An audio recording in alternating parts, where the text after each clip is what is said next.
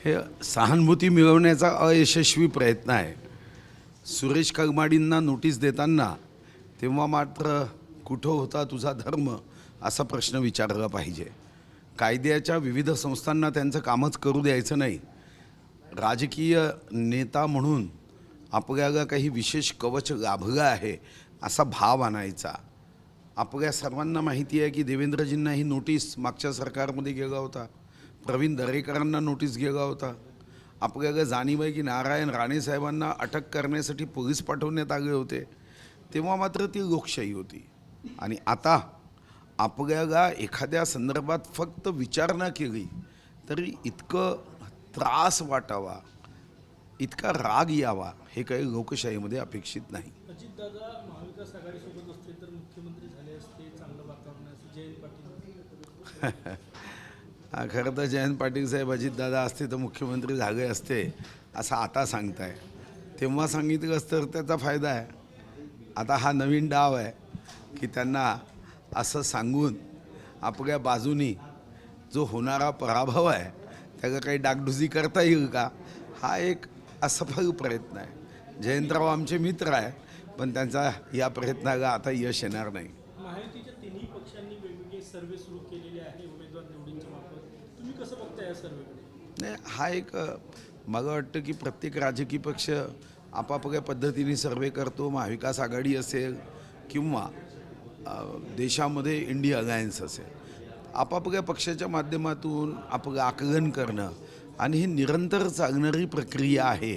फक्त निवडणूकच नव्हे तर काही राजकीय पक्ष 5 वर्षसुद्धा योग्य पद्धतीने जनतेच्या मनात काय आहे हे समजून घेण्यासाठी सर्वे करत असतात। तिन्ही पक्ष वेगवेगळे सर्वे, जागा वाटपाचा गोंधळ दूर करण्यासाठी वेगवेगळे सर्वे सुरू असेल। हे आपापल्या सर्वे म्हणजे फक्त जागांसाठीच नसतात।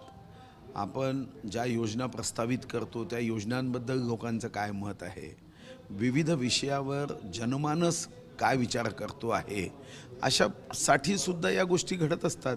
आणि म्हणून फक्त सत्ता, सीट वाटप, सीट शेअरिंग यापुरतं सर्वे कधीही नसतो।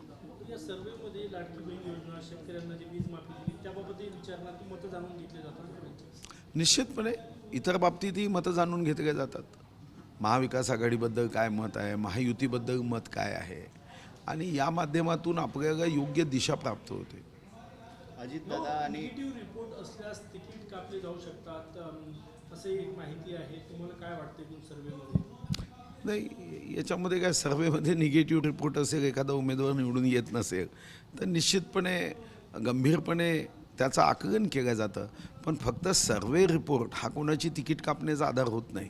सर्वे रिपोर्ट जनतेच्या मनात काही भाव जरी असेल तरीही तो अतिशय त्रोटक स्वरूपामध्ये असतो। कार्यकर्त्यांच्या मनात काय आहे, तिथं असणाऱ्या पदाधिकाऱ्यांच्या मनात काय आहे, एकूण त्या उमेदवाराची प्रतिमा काय आहे, विरोधात कोण उभा राहतो, असं इतक्या अगोदर केलेल्या सर्वेच्या आधारावर एखाद्या उमेदवाराच्या विजयप्रभावाचं विश्लेषण करणं हे काही पूर्णतः योग्य ठरत नसतं। अजितदादा आणि शिंदे सर्वेचे ओव्हरऑल रिपोर्ट्स कसे आहेत? कारण की संजय राऊत म्हटले की निगेटिव्ह रिपोर्ट्स आहे महायुतीचे। नाही, मला वाटतं की त्यांचा शब्द जो आहे तो सुटला। महाविकास आघाडीचे निगेटिव्ह रिपोर्ट आहे असं म्हणण्याच्या ऐवजी ते महायुतीचे रिपोर्ट म्हणाले असतील, किंवा जे त्यांचा सर्वे करणारा महाविकास आघाडीचा त्याला भीती वाटली असेल की आपण यांना निगेटिव्ह सर्वे दिले तर पैसे देणार नाही, त्या भीतीपोटी खोटा सर्वे देण्याची शक्यता नाकारता येत नाही। संघ राजकारणापासून वेगळा आहे, परंतु संघही मदत करणार निवडणुकीत अशी माहिती आहे, काय वाटतं? संघ राजकारणापासून अलिप्तच राहतो। संघ मदत करणे किंवा न करणे हा विषय नसतो। संघाची भूमिका राष्ट्रभक्तीने प्रेरित जो व्यक्ती काम करेल त्या व्यक्तीला अप्रत्यक्ष समर्थन देणं ही संघाची भूमिका आहे। संघ कधी मंचावर, स्टेजवर, मोर्चामध्ये संघ कधीही येत नाही। संघ ही देशभक्तीची भावना, त्याचं बीजारोपण करणारी संघटना आहे। नमस्ते सदा वत्सले मातृभूमे, देशासाठी वंदन करणारी संघटना आहे। अजितदादा आणि शिंदेची अपेक्षित यश मतं जी आहेत ती मिळाली नाही असे स्पष्टोक्ती फडणवीसांनी दिलेली आहे। मग याची माहिती नाही, आणि फडणवीस साहेब असं म्हणणार नाही हा माझा विश्वास आहे। कारण असं म्हणायचं असतं तर आमच्या कोर टीममध्ये अनेकदा हा विषय आला असता। दिवाळीनंतर विधानसभा लागली होण्याची शक्यता आहे ऑक्टोबरमध्ये नोव्हेंबरमध्ये निकाल असेल? नाही, मला व्यक्तिगत रीतीने वाटतं की ऑक्टोबरमध्येच निवडणूक होईल. पहिल्यांदा वाटायचं पुढे जाऊ शकते, पण मग 3 राज्याच्या 3 निवडणुका 3 महिन्यात येतील. कारण हरियाणाला 5 नोव्हेंबरपर्यंत हरियाणाचं सरकार स्थापन करायचं आहे, महाराष्ट्राचं 26 नोव्हेंबर आणि डिसेंबरमध्ये झारखंड. तर मग हरियाणा महाराष्ट्र हा एकत्र घेण्याची शक्यता आहे आणि ती असेल तर मग ती 25 ऑक्टोबरच्या अगोदर घ्यावी लागेल असं माझं मत आहे. मला माहिती नाही, शेवटी निवडणूक आयोगाचा तो अधिकार आहे, हा अधिकार नाही. पण सहज एक राजकीय कार्यकर्ता म्हणून जर विश्लेषण करायचं असेल तर ऑक्टोबरमध्ये निवडणुका येऊ शकतात असं माझं मत आहे. काल दिल्लीमध्ये संघाचे आणि भाजपचे ज्येष्ठ नेत्यांची बैठक झाली. त्यामध्ये भाजपचे राष्ट्रीय अध्यक्ष म्हणून महिला किंवा ओबीसी राहणार अशी चर्चा सुरू आहे. तुम्हाला काय वाटतं, महिला पहिल्यांदा किंवा ओबीसी भाजपच्या राष्ट्रीय अध्यक्षपदी? असं आहे, भारतीय जनता पार्टी जातीच्या आधारावर राजकारणच करत नाही. आणि मग तुमच्या भाषेत बघायचं तर देशाचा पंतप्रधानच ओबीसी आहे. त्यामुळे हा प्रश्न तुमच्या मनात आलेला उद्भवतच नाही.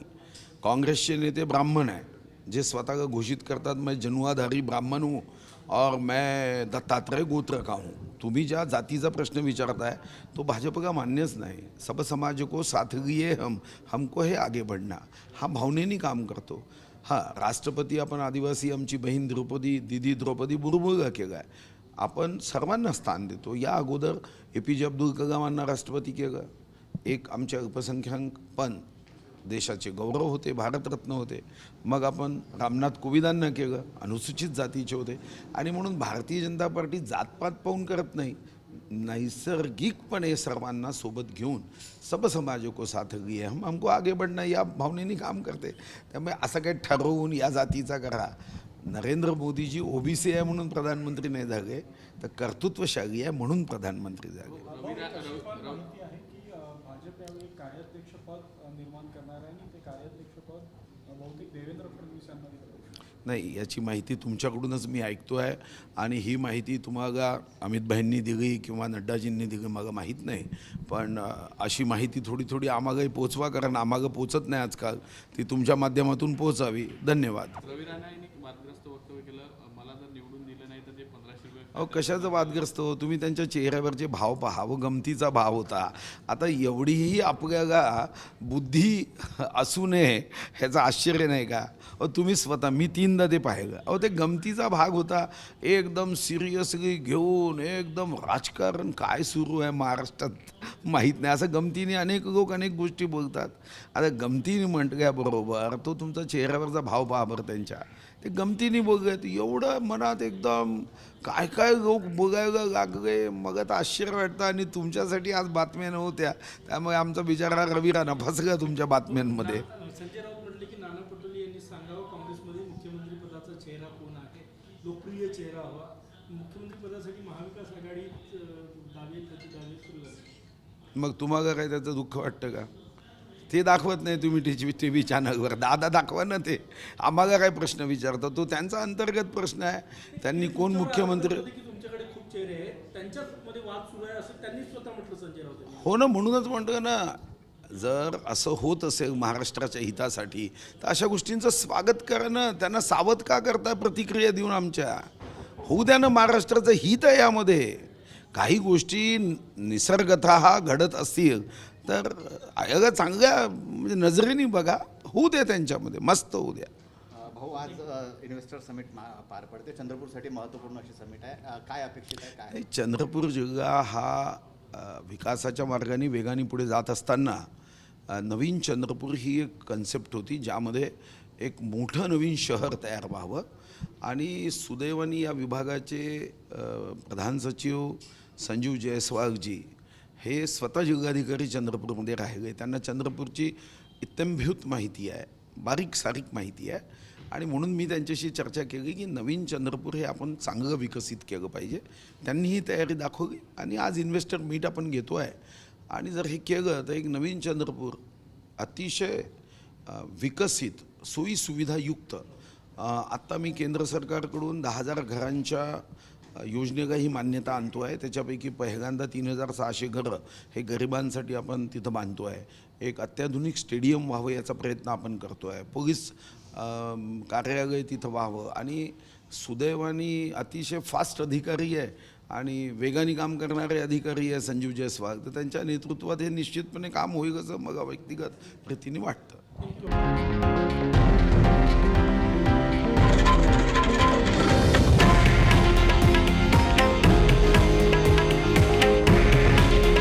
हे आहे देशातील नंबर 1 न्यूज नेटवर्क आणि आपण पाहत आहात TV9 मराठी. काळजी तुमची, हित महाराष्ट्राचं.